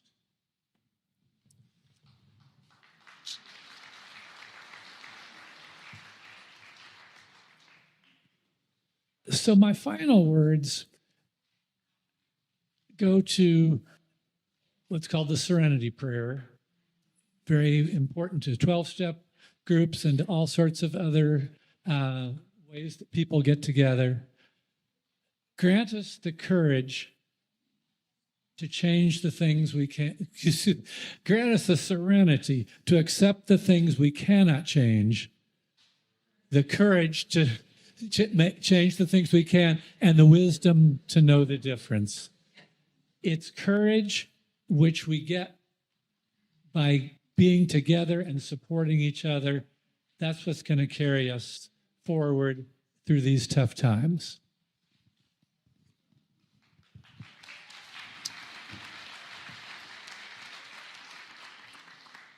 Okay, in terms of what you can do in regards to advocacy for public education, we have Indiana Coalition for Public Education. Indiana Coalition for Public Ed.org is our website. On the front page are some things that are happening now. You can track bills. You can contact your legislators. We also have a list of third house meetings and maps to where they are to find some of the guests that weren't able to make it here today. So you can show up and talk to them. Erin Houchin will be in Ellettsville April 5th, I believe. You can register. It's a pay-to-play kind of event, but you can figure out how to go there and ask her hard questions about, please don't support the ECA bill, which is a federal voucher program that benefits only the wealthy. Please be sure to fund special education if the Department of Ed ceases to exist. Please continue to fund Title I if the Department of Education ceases to exist. So the third house meetings are very important. This is an example. Town halls, I think, would fall under the umbrella of third house meetings. Sometimes they're coffee shop meetings. Sometimes they are called Cracker Barrels, but that's where you can find your people. And we have a map and a list on the main page of our website. And then on Thursday, February 27th, which is this week, we will have a Zoom meeting where we will dive in deeper on these education bills in regards to next steps. 1001 is a smoke and mirrors kind of bill. We only touched on the 180, but there are other costs that have been rolled in to make it look like we're gaining more money than we really are for our public schools. But I also ask you, we are grassroots. We are membership supported. We are the David versus the Goliath. We have no money. So we really rely on our donors, our members, our normal people to join us. Membership information is on our website, and that helps fund things we do across the state and pays for a lobbyist at the State House. Thank you so much.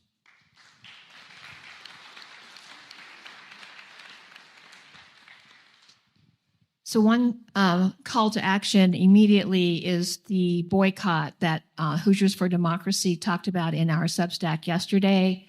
Hoosiers for Democracy is an alternative form of advocacy where we can actually name the bad guys if they happen to be a party. And we help educate voters so that they understand what's at stake, understand who has hurt them. So it's really easy to find us. All you have to do is Google Hoosiers for Democracy, and we pop up immediately, and just subscribe. The reason we ask you to subscribe, we know our audience are you. We made that strategic decision a year ago when we launched it. We knew we were speaking to the choir. We talked with Hoosier Action, and they had read a couple of our emails, and they said, you're not talking to our folks, right? And so we made a decision. What we want to do is speak to the choir so you can do what Michelle talked about. It's relational advocacy. And that is the key to fighting against the oppressor and not repeating the history lesson of the 1932 and 1933 lesson that we learned today, because we are there. So there's a boycott on Friday, an economic boycott. Money talks. And can you imagine no Amazon orders? Can you imagine not going no buying unless it's absolutely essential? So that the body politic of the people who have all the money understand that we have power too, and we have economic power. So there is a boycott on Friday. It starts midnight the 27th and it goes to midnight the 28th. The second call to action, and this is where it's alternative advocacy. It's after the reckless bills get passed in this God-forsaken General Assembly, despite the good, hard work that we have with the people sitting there and here, we have calls to action afterwards to help people understand what the hell just happened. And one of the things that Hoosiers for Democracy is beginning to understand, because of my background, I think, in systems theory, we do not have a structure to hold the energy. It's dissipated, right? We are fractured and siloed. And so one of the things I'm going to be talking to Michelle about tomorrow, and Shelli tomorrow, and other people tomorrow at another event, is what would it look like if we created an evolving, self-organizing network of activists who could engage in relational activism now for the next year, not now until April 29th when the General Assembly ends, because they go home and we are exhausted and then we live with the consequences. So we need to move in a way that holds this energy, not build another structure, evolving, organic, self-organizing network of these amazing activists that exist across this country, the state. And I think we can do that. We've got enough smart people sitting up here and out there to do that. So that's the second call to action. First one, Hoosiers for Democracy, subscribe, and then don't buy anything next Friday. Thank you.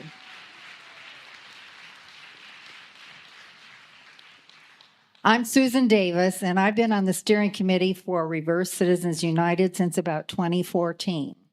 I was drawn to the group because so many of the things I valued, Felt like they were being eroded right in front of my eyes. And the 2010 decision by the Supreme Court of the United States decision in Citizens United versus the Federal Elections Commission is why. In a 5-4 ruling, the court had overturned key campaign finance rules and cases for the very first time. They said corporations have, I love this part, a First Amendment right to spend unlimited amounts of money for or against a political candidate. 14 years of that much money in our politics is the reason we're all sitting here today.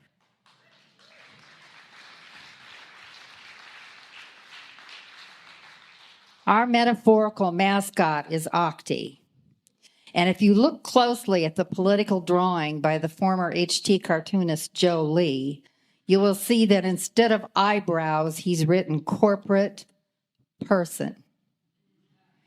And the money tentacles are busy reaching into education and healthcare and voting, labor, politics, government, media, environment.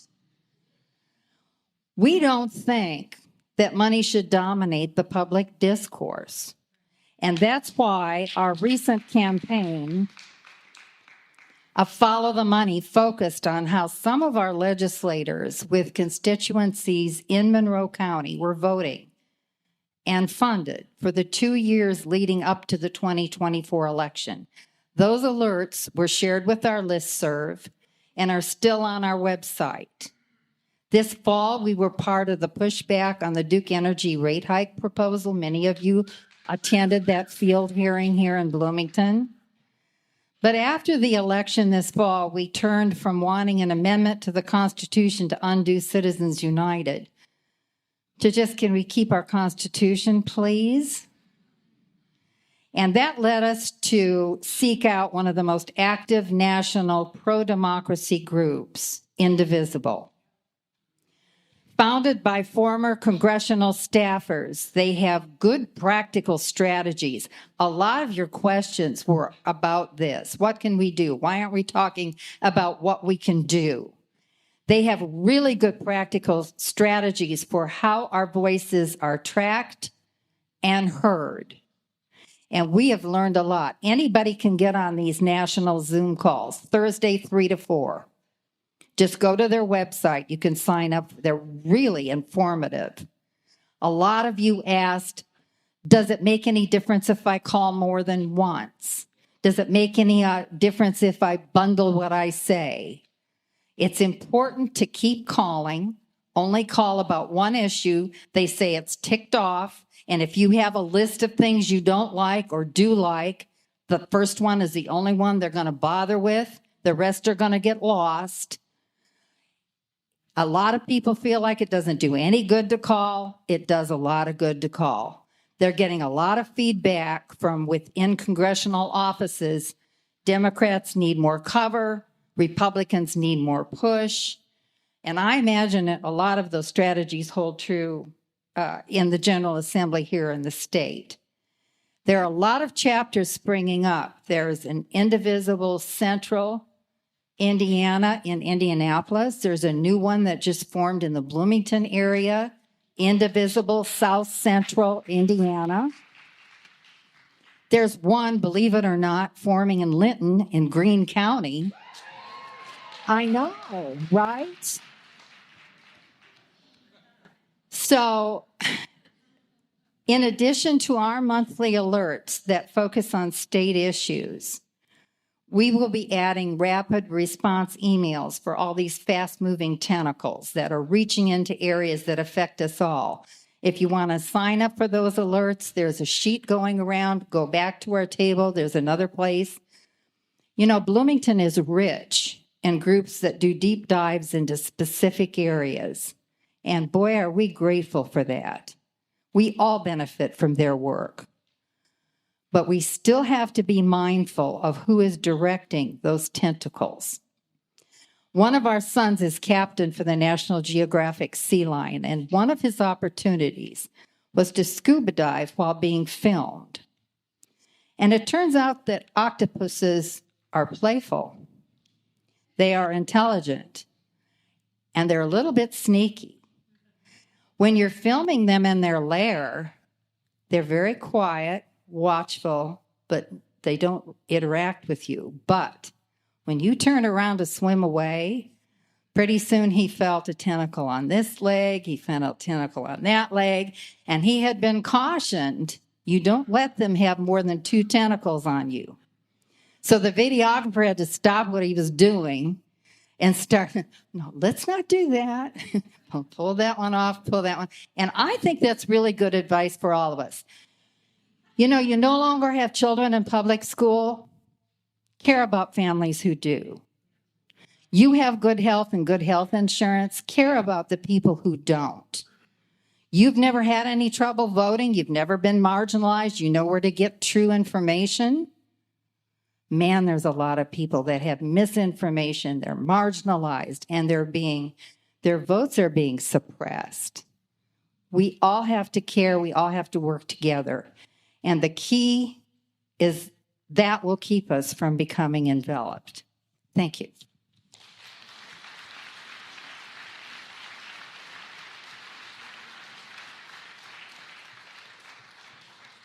The energy developed here today is palpable. Let's keep it going.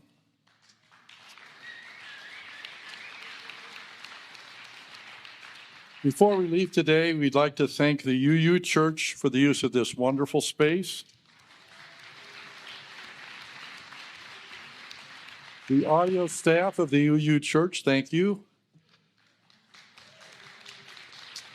Scott Rogers from HoosLeft for the streaming of this, and Scott Higgins, who took video of the entire event. And lastly, but not least, we'd like to thank the folks who served as panelists, and for Senator Yoder and Representative Pierce, who give of their time to represent us in what has to be some very frustrating times.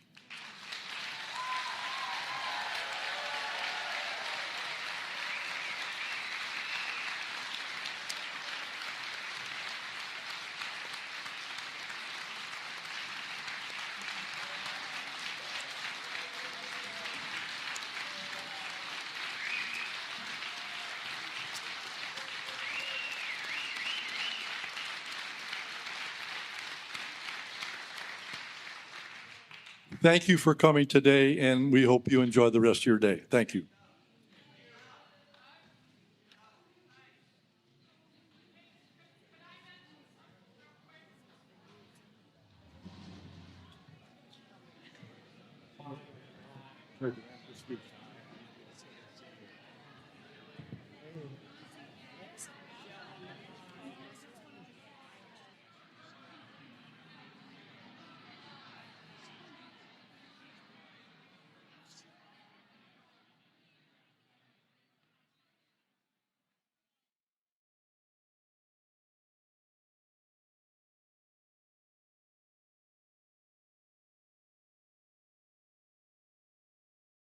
That was the People-Powered Democracy Town Hall from Bloomington this past Saturday.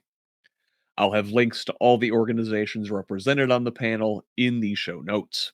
Now, if you've listened to this whole thing, I don't want to keep you much longer, but I do want to revisit the words of Indiana Rural Summit organizer Michelle Higgs, channeling political scientist Erica Chenoweth, who argues that nonviolent campaigns are more likely to succeed because they can recruit many more participants from a much broader demographic.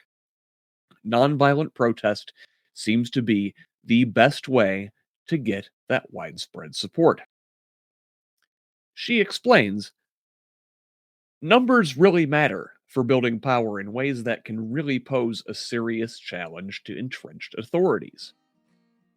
There weren't any campaigns that had failed after they had achieved 3.5% participation. If indeed movements that have mobilized 3.5% of their population in sustained, nonviolent active participation achieve their aims, then this transformative vision gives me a renewed imagination for change. And Michelle went on to detail how few people it actually takes to build a real movement, how if each of us mobilized just 10 people, we could seriously challenge entrenched power.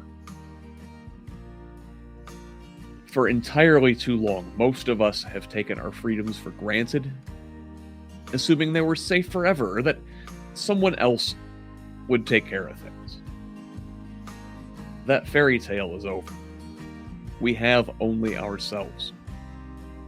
Individually, we don't stand a chance, but together, if we organize, we can still achieve a just, equitable future. I've included links to a lot of great organizations. Get involved with one, or if there isn't something in your area, start something yourself. Real democracy is invigorating and contagious. Let's make it go viral. What do you think? Let me know in the comments, or holler at me on social media, on Facebook, Blue Sky, YouTube, and TikTok at Who's Left, and on most other social media sites at ScottRudge78. You can also email me at scott@whosleft.us. Thanks to everybody who participated in this town hall, with one last swipe at the cowardly Republicans who wouldn't face their own constituents. Thank you for listening. If you can, head over to whosleft.us and help support this project with a paid subscription. Again, hit me up on social media with your feedback, tips, ideas, and concerns. Please forward the show to a friend and have them forward it to another friend. Let's keep building this project and a truly democratic state, one conversation at a time. Until the next one, this has been the Who's Left Podcast. I'm Scott Aaron. Love each other, Indiana.